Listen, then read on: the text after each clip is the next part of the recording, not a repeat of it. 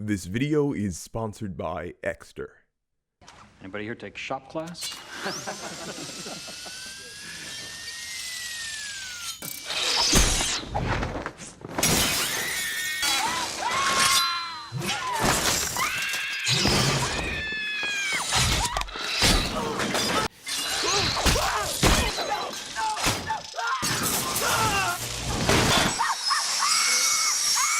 Good lord, why is this in a Spider-Man movie? This is freaking terrifying.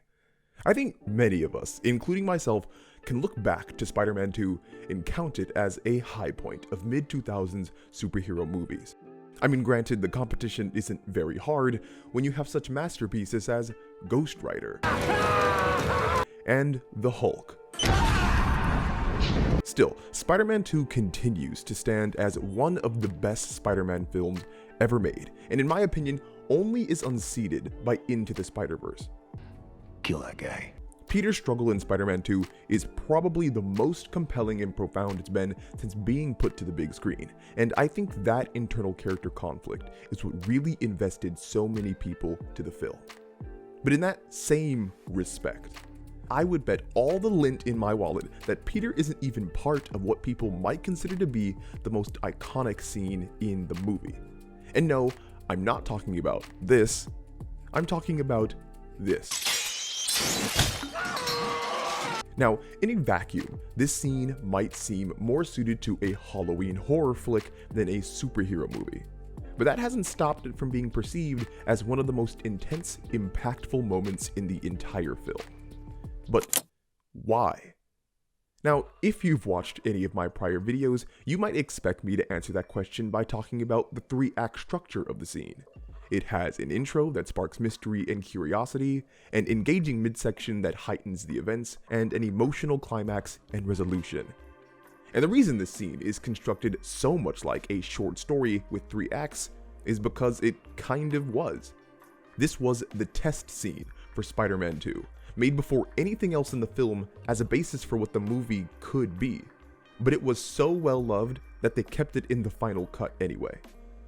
But if I truly wanted to answer why this is such a great scene, I'm gonna have to go deeper.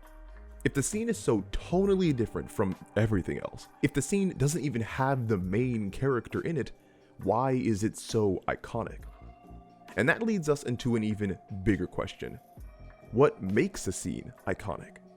And I know you know what scenes I'm talking about. The sewer fight scene in The Dark Knight Rises, the door scene from the Titanic, Vader tempting Luke, we're gonna need a bigger boat, it's not your fault, the Candyland freakout, honestly I could go on and on. A single good scene is all it takes to solidify a story in a person's mind.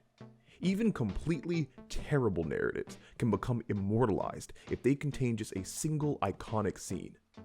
For you, the day bison graced your village was the most important day of your life. But for me, it was Tuesday. So it's just natural that writers are always striving to craft that one moment that will forever stick with the viewer. So what does make a scene memorably iconic? Well, there are multiple ways to do it, but if we are strictly speaking about the most effective and efficient manner, the best iconic scenes perfectly encapsulate the theme of the narrative. Now, out of fear of sounding pretentious, let's break that down. In Robert McKee's book, Story, which I am so happy to hear that many of you have purchased because it's my writing Bible, he talks about the functional purposes of scenes. The exact wording is, if the value-charged condition of the character's life stays unchanged from one end of a scene to the other, nothing meaningful happens. The scene has activity, talking about this, doing that, but nothing changes in value. It is a non-event. Basically, Robert McKee's view of scenes is not simply to show characters doing things. A scene's purpose is to cause change. Change in the events of the narrative, and change in how the audience perceives those events. This is what Robert McKee calls the value charge. To break this down further to its most basic parts, there are 3 conditions that you should always be thinking about when writing scenes: addition, subtraction, and heightening. Addition is pretty simple. A scene should introduce completely new information to the story that alters the audience's perception of the fictional material. This is the most common type of scene and appears most often in the early stages of storytelling. Think of it as literally any scene where a revelation is presented to the audience. That scene achieves the function of addition. Subtraction as a function is just a tiny bit more complex. This function revolves around removing a facet of the fiction in order to alter the audience's perception of the fictional material. If an obstacle or tool or goal had been part of the narrative, but then is no longer in play by the end of a scene, subtraction has occurred. This type of function most often takes place late in stories, usually when plot lines are coming to a close or when characters are dying. Heightening is the most complex and nuanced of the functions because to the naked eye, it seems extremely similar to addition. But trust me, it's not. Heightening occurs when an already existing piece of the fiction is made into a greater version of itself. As an example, if a kidnapper demands $5 million in scene A, but then 2 narrative days later in scene B he demands $500 million, scene B has a function of heightening the narrative. The conflict, being the hostage situation, has become a greater version of itself. Now, addition, subtraction, and heightening in a scene are not mutually exclusive. You can heighten through subtraction, or heighten through addition. Or you could have a scene that adds one element to the narrative while subtracting another. These functions may seem simple, but honest to God, they can be combined in millions of ways, which allows stories to be as unique and varied as they are. The important takeaway is that scenes have an objective, functional purpose that should always be catered to. This is the way to create tight, flowing, organic narratives. And for all you novel and short story writers out there, this applies to you too. You can substitute the word scene for chapter, and everything I said would still apply. But to circle back to the start of the video, some scenes just seem to be more potent, memorable, and iconic than others. These types of scenes not only achieve a function of addition, subtraction, or heightening, they also directly serve the core theme of the fiction they are part of. In a sense, iconic scenes act like a condensed version of the story as a whole. And yes, that directly applies to the Doc Ock horror scene, even though on the surface it seems completely removed from everything else going on in the film. But hold on a second. For me to say the hospital scene directly serves the core theme of the fiction, we would need to know what the theme of Spider-Man 2 is. Luckily for us, there is a whole lot of evidence to point us in the right direction. I'm Spider-Man. No more. No more. That line that Peter says is actually super important. You comic book fans have probably already beat me to the punch on this one, but that line is ripped directly from the 1967 Spider-Man arc, Spider-Man No More. This arc is actually where the major inspiration for the plot of Spider-Man 2 comes from. Within the comic, Peter quits being Spider-Man in order to be able to enjoy a regular life, but ultimately realizes that it is his responsibility to protect others, reclaiming the identity of Spider-Man and putting on the suit again. These key aspects of Spider-Man No More's narrative directly relate to the theme of Spider-Man 2. Aside from that though, we also just know a bunch about the creation of the Spider-Man 2 script, which helps in trying to understand the theme the film was trying to achieve. However, I will say that the original film concept is pretty different from what we ended up with. Initially, Doc Ock dates Mary Jane, Peter takes an antidote to cure himself of the spider powers, Doc Ock wants to harvest Peter's spine, and the Daily Bugle puts a $10 million hit out on Spider-Man's head.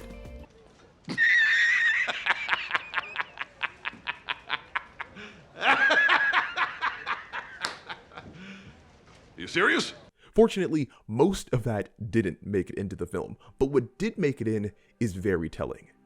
Ultimately, Sam Raimi sifted through the script and decided that he wanted to center the film thematically on an exploration of Peter's conflict with his personal wants versus his responsibility, exploring the positives and negatives of his chosen path and how that affected his identity.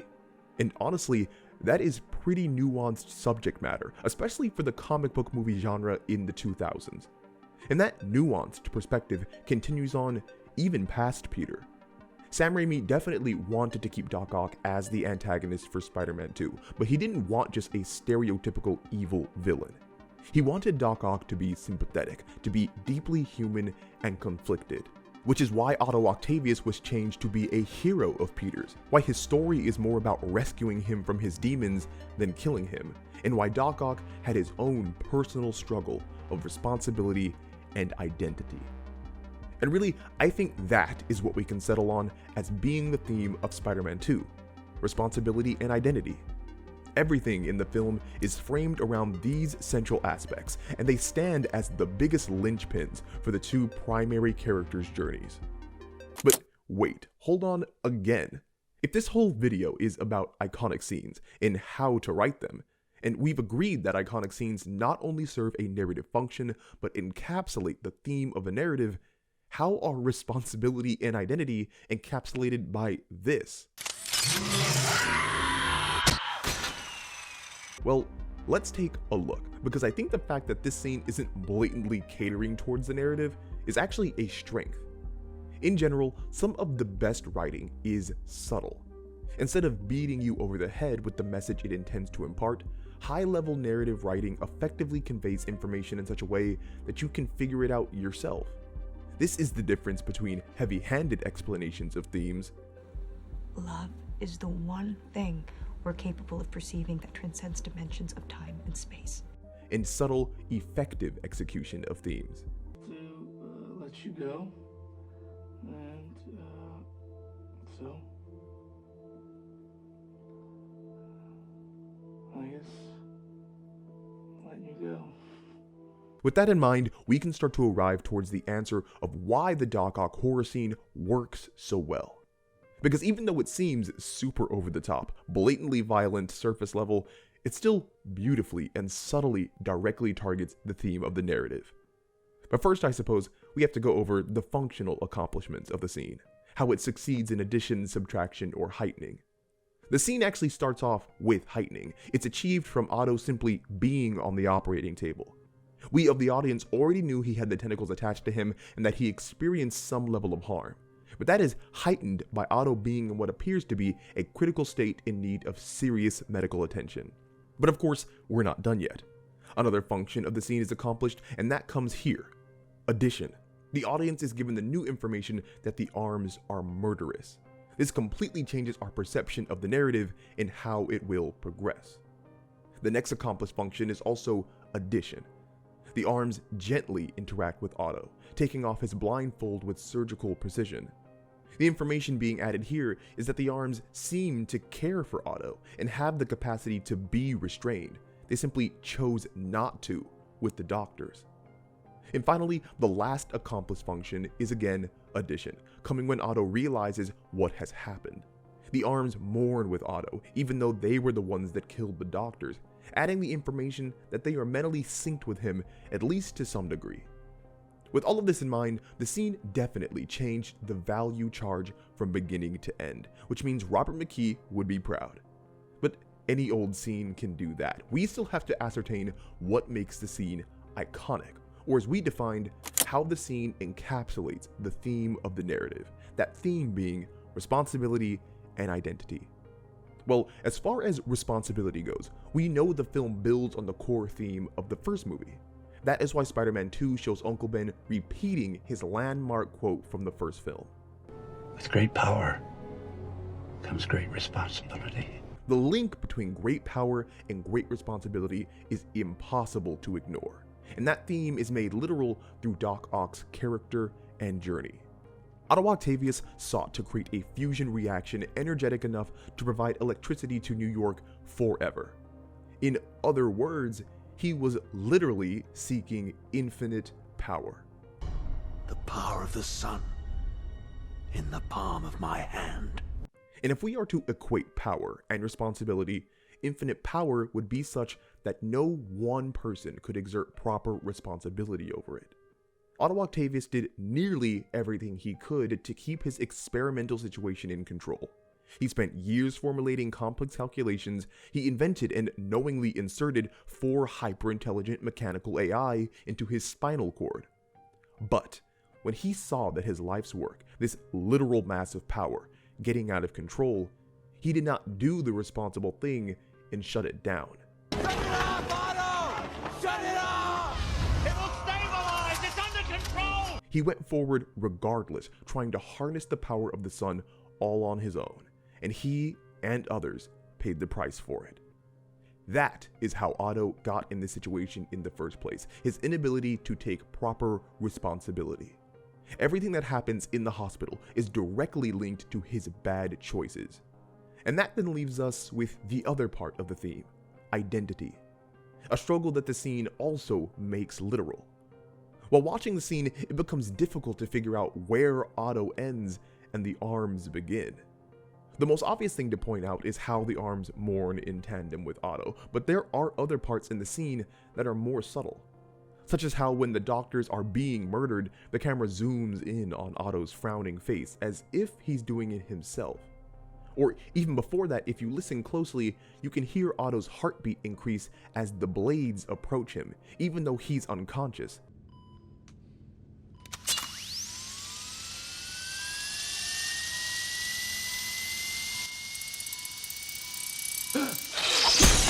Signaling that Otto's body might be automatically responding to what the arms perceive. A huge focus of the film is Otto's battle to remain himself. Steal it? No, I'm not a criminal. That's right. The real crime would be not to finish what we started. And that is started here. The impact and power of the scene not only comes from it changing the value charge, but from it encapsulating the theme of responsibility and identity as a tragedy. Otto chose to put these incredibly dangerous arms on his back, meaning he is solely responsible for the doctor's deaths. And because of the intelligence of the arms, he is losing his identity, his ability to understand who he even is. Otto is simultaneously Frankenstein and Frankenstein's monster. The hospital scene is so striking because it does not shy away from showing the horrible consequences of shirking responsibility. It does not shy away from showing the importance and fragility of identity. It is as close to a literal interpretation of the narrative's themes as possible. And that is why the scene is so iconic.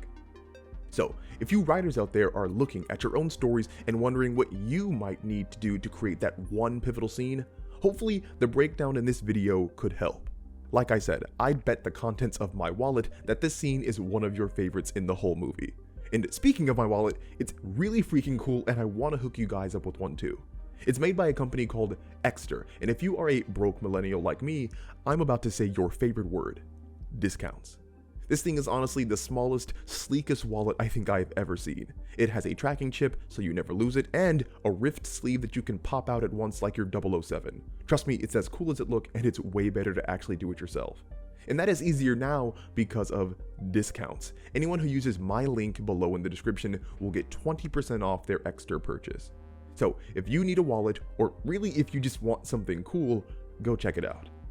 Anyway, thank you all for watching until the end. If you like what you heard, like, comment, and subscribe. And if you want to be super helpful, support the channel on Patreon or check out my other channel. As always, it was a pleasure, and I will talk to you all again soon.